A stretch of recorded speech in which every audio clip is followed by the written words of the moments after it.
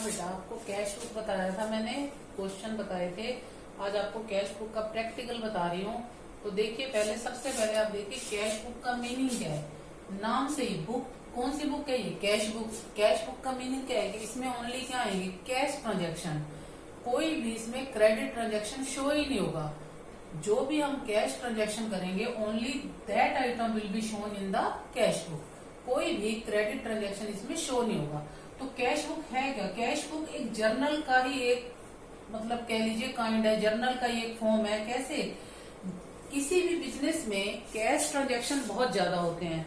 आप देखिए, कोई भी आप बिजनेस किए, आपने इतनी जर्नल एंट्री बढ़ी, उसमें कैश ट्रांजेक्शन ज्यादा होते हैं, क्रेडिट ट्रांजेक्शन कम होते हैं। तो इससे क्या होता है कि जो कैश ट्रांजेक्शन ज्यादा है, तो उसको हम लगातार ऐसे लिखते जाएंगे तो वो मुश्किल होता है उसको हमें देखना कि एक दिन में हमारे पास कितना कैश आया, कितने कैश ट्रांजेक्शन में कैश रिसीव हुआ, कितनी कैश हमने दिया।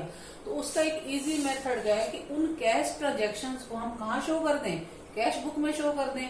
तो उससे क्या होगा, हमें अपना डेली रूटीन में पता चल जाएगा कि हमने कैश ट्रांजेक्शन के थ्रू कितना कैश रिसीव करा और कितनी कैश की हमने पेमेंट करी। तो ये कैश बुक होती है। कैश बुक में ओनली कैश ट्रांजेक्शन को ही शो करेंगे। अब देखिए, इसमें अब हमें पता होना चाहिए कैश बुक कितने टाइप की होती है। तो सबसे पहले जो है ना, सिंपल कैश बुक है, आज आपको वो बता रही हूँ। उसका फॉर्मेट देखिए क्या होता है। कैश बुक का फॉर्मेट होता है बेटा,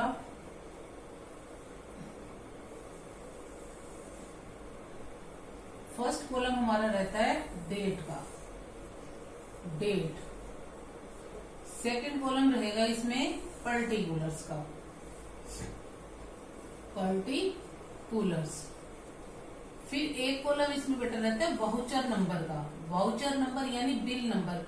जहां से हम ट्रांजैक्शन नोट करेंगे, वो कौन से बिल से हमने ट्रांजैक्शन लिए, वो यहाँ पे शो होंगे। इसके बाद एक कॉलम हमारा और रहेगा, जैसे जर्नल में रहता था, क्या नाम था उसका, शॉर्ट सा कॉलम का, लेजर फोलियो, यानी कि पेज नंबर आता है उसका, लेजर का इसमें। फिर नेक्स्ट कॉलम हमारा इसमें रहेगा अमाउंट का, अमाउंट। फिर यही सेम कॉलम हम इस साइड दोबारा से बनाएंगे, date, particulars, voucher number, LF, and last column रहेगा बेटा इसमें भी अमाउंट का। क्या नाम बोले मैंने? Date, particulars, voucher number, LF और अमाउंट। अब इसका मीनिंग क्या है? अब ये आपने पढ़ा था, कैश आपका क्या है? रियल अकाउंट का आइटम है, कैश हमारी एसेट है। और रियल अकाउंट का क्या रूल बताया था मैंने? Debit what comes in and credit what goes out. यानी जितना भी कैश आपके पास रिसीव होगा वो सारा क्या होगा? डेबिट। और जितना भी कैश आपसे जाएगा वो सारा क्या होगा? क्रेडिट। अब इसमें डेबिट और क्रेडिट हम कौन सी साइड को लेते हैं? ये बेटा होती है हमारी डेबिट साइड और ये होती है हमारी क्रेडिट साइड। मीन्स जितना भी कैश आपको रिसीव होगा वो सारा इधर शो होगा, और जितना भी कैश हम पे करेंगे वो सारा यहाँ शो होगा। तो ये आपकी डेबिट और क्रेडिट साइड रहती है। अब जैसे मैं एक एग्जांपल लेती हूँ, मान लीजिए, चलिए पहले आप देखिए कि मान लीजिए आपके पास कोई ना लास्ट मंथ का कोई बैलेंस पड़ा है, तो उस बैलेंस को हम छोड़ेंगे तो नहीं, उस बैलेंस को सबसे पहले शो किया जाएगा। तो मान लीजिए अब जैसे मई का मंथ चल रहा है, तो हम मई की, फर्स्ट मई की डेट ले लेते हैं। मान लीजिए फर्स्ट मई को 2020 को हमारे पास अप्रैल का जो बैलेंस बचा हुआ पड़ा था कुछ कैश का, वो हम यहाँ लिखेंगे, उसको शो करते हैं बेटा टू बैलेंस ब्रॉट फॉरवर्ड। मान लीजिए हमारे पास 1000 रुपीज बैलेंस रखा था, इसको हम आगे लाएंगे। अप्रैल में जब हमने शो किया होगा कितना कैश आया कितना गया, उसके बाद हमारे पास 1000 रुपीज बचे होंगे, तो वो बैलेंस हम फर्स्ट मई को क्या लाए? ब्रॉड करके, ब्रॉड मीन्स आगे ले आए। तो उसको कैसे लिखते हैं? To balance brought forward. अब टू क्यों लिखा है? ये आपकी डेबिट साइड होती है, इसको हम टू से डिनोट करते हैं, और क्रेडिट साइड को हम डिनोट करते हैं बेटा यहाँ पर बाय साइड से।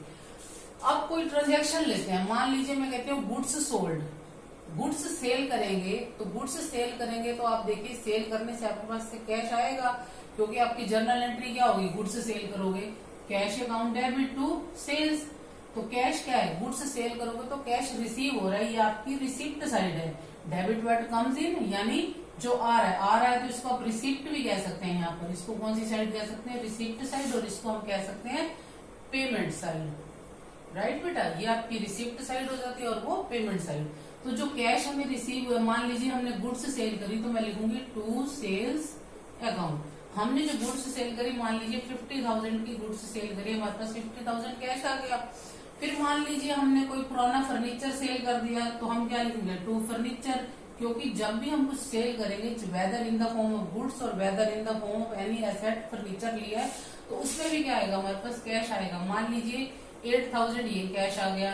फिर मान लीजिए हमने अपने एम्प्लॉयज को सैलरी पे करी तो डेट के कॉलम में अपडेट पुट करते रहेंगे। हमने सैलरी पे करी तो हमारे पास से कैश गया, तो बाय सैलरीज मान लीजिए हमने सैलरी पे करी है 10,000। अब मान लीजिए हमने इंश्योरेंस प्रीमियम पे करा, हमारी इंश्योरेंस प्रीमियम की कोई इंस्टॉलमेंट थी, पेमेंट जो भी आए वो इधर लिखते जाएंगे। आप लिखेंगे बाय इंश्योरेंस प्रीमियम, मान लीजिए ये 1,000 रुपीज था। आगे ले लीजिए आपने किसी से आपको कमीशन रिसीव हुई है तो कमीशन रिसीव हुई है तो आप लिखेंगे टू कमीशन अकाउंट, मान लीजिए आपको 2,000 कमीशन मिली। इसी तरह मान लीजिए आपने किसी को इंटरेस्ट पे करा, जब भी पेड वर्ड आ जाए तो आप क्रेडिट में आ जाइए, जब भी रिसीव्ड वर्ड आ जाए तो आप डेबिट में आ जाइए। क्यों? क्योंकि ये रिसिप्ट साइड है। तो हमने किसी को इंटरेस्ट पे करा तो मैं क्या लिखूंगी, बाय इंटरेस्ट अकाउंट। मान लीजिए हमने 1,000 ये पे करा। अब मान लीजिए हमने गुड्स परचेज करे हैं, परचेज करेंगे तो कैश जाएगा, तो क्या लिखेंगे, बाय परचेज अकाउंट। ये भी मान लीजिए आपने 5,000 की परचेज करी थी गुड्स की। अब कुछ और आइटम ले लीजिए, जैसे मान लीजिए हमने कोई मशीनरी परचेज करी है तो यहाँ लिख लीजिए बाय मशीनरी, क्योंकि परचेज करेंगे तो कैश जाएगा। बाय मशीनरी अकाउंट मान लीजिए ये आपकी है 15,000। इसी तरह मान लीजिए आपने अगेन गुड्स सेल करे हैं तो आप क्या लिखेंगे, टू सेल्स अकाउंट। तो सेल करे हैं गुड्स, मान लीजिए ये भी आपके हैं 10,000 के। अब मान लीजिए बिजनेस में आपने एडिशनल कैपिटल, कोई और कैपिटल इन्वेस्ट करी है तो बिजनेस में कैश आ रहा है, क्योंकि कैपिटल इन्वेस्ट करेंगे तो कैश आएगा। तो आप क्या लिखेंगे, टू कैपिटल अकाउंट। ये भी मान लीजिए आपका 10,000 ही मान लीजिए, इजी फिगर ले लो ताकि टोटलिंग में आसानी रहेगी। अब मान लीजिए आपने कुछ प्लांट कुछ भी मान लीजिए किसी को रेंट पे करा है तो टू बाय रेंट अकाउंट, मान लीजिए आपने रेंट पे करा है 5,000। तो इस तरह से आप पुट करते जाएंगे, जितना कैश आया है वो रिसिप्ट साइड में, जितना कैश गया है वो सारा पेमेंट साइड में। तो अब हम इसका टोटल करेंगे, यहाँ हम लिखेंगे टोटल रिसिप्ट्स, यानी टोटल कितना आया हमारे पास 50, 51, 8, 59, 61, 71, 81, यानी हमारे पास टोटल कैश कितना रिसीव हुआ 81। अब यहाँ लिखेंगे आप टोटल पेमेंट चेक करिए कितनी हुई है टोटल पेमेंट, 11, 12, 17, 32 एंड 37,000। अब इससे हमें ये पता चल रहा है कि मई मंथ में हमारे पास टोटल रिसिप्ट हुए 81,000 की और हमने टोटल पेमेंट करी है 37,000 की। तो नेचुरल है यहाँ पर हमारे पास फिर से बैलेंस कुछ ना कुछ बचेगा। क्यों बचेगा? क्योंकि हमारे पास 81,000 आए हैं और हमने खर्च कितने करे हैं, केवल 37,000। तो आप यहाँ लिखेंगे बाय बैलेंस कैरी डाउन। अब ये बैलेंस है, मंथ की लास्ट डेट आएगी, मई का लास्ट डेट क्या होता है 31, 2020 माना है मैंने इसे। तो यहाँ पर आप इसको क्या करेंगे, इधर ऐसे सेम टोटल लिख लेंगे 81,000 और यहाँ भी हमें कितने पूरे करने हैं 81,000। तो अब 81 में से 37 माइनस कर दीजिए, तो यहाँ पर आप देखेंगे आपके पास कितने बच गए, बाकी 44,000 आपके पास बैलेंस बच गया। तो यही बैलेंस अब आपका जून में ब्रॉट फॉरवर्ड आ जाएगा। जैसे मैं अप्रैल का मई में लाई थी, ऐसे ही मई का ये 44,000 हम कहाँ ब्रॉट डाउन करेंगे जून के मंथ पे। तो ये आपकी कैश बुक है, बिल्कुल सिंपल है। रिसिप्ट सारी यहाँ शो करेंगे, पेमेंट सारी यहाँ। मान लीजिए बीच में कोई क्रेडिट परचेज या क्रेडिट सेल आ जाए तो उसको आप यहाँ शो ही नहीं करेंगे, यहाँ लिखना ही है। Only cash transaction will be recorded in the cash book. तो ये आपकी कैश बुक